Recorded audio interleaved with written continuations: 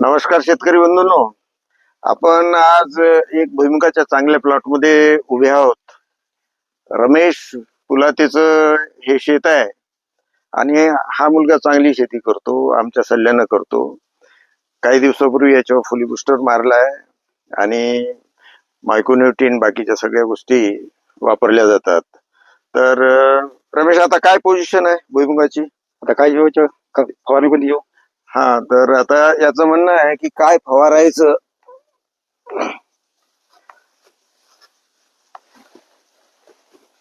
तर हे बघा, आता ही भुईमुगाची पोझिशन आहे.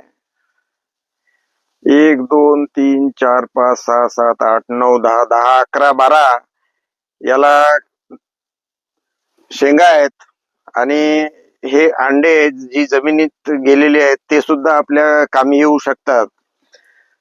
तर अशा प्रकारचा जिथं भुईमुग आहे, कारण याला आऱ्या सुटणं आणि लाग लागणं हे संपलेलं आहे.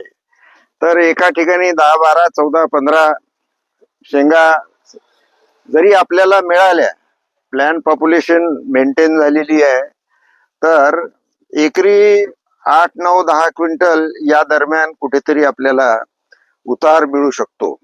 फक्त आपल्याला आता अशा भुईमुगात एक काम करावं लागेल की हे जे अंडे आहेत हे पोकले पाहिजेत आणि यातला दाना चांगला झाला पाहिजेत.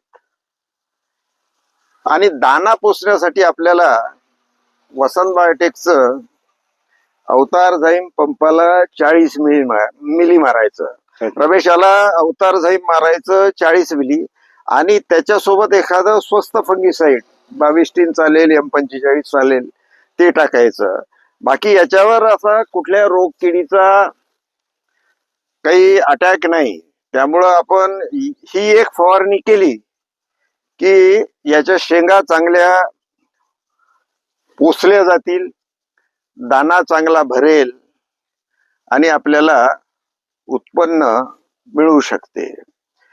भुईमुगाला बरेच शेतकरी युरिया देतात.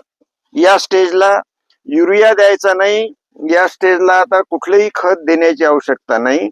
फक्त पाण्याचं व्यवस्थापन बरोबर करायचं आणि एक अवतारझाईमची फवारणी करायची. मी सांगितली त्याप्रमाणे अवतारझाईम पंपाला 40 मिली आणि एक बुरशीनाशक सोबत. असं जर केलं तर आपल्याला चांगलं उत्पन्न येऊ शकते. शेतकरी बंधूंनो, आपणही आपल्या स्वतःच्या प्लॉटला व्हिजिट द्या, काय पोझिशन आहे ते पहा आणि आपल्या भुईमुगाची काळजी घ्या. धन्यवाद.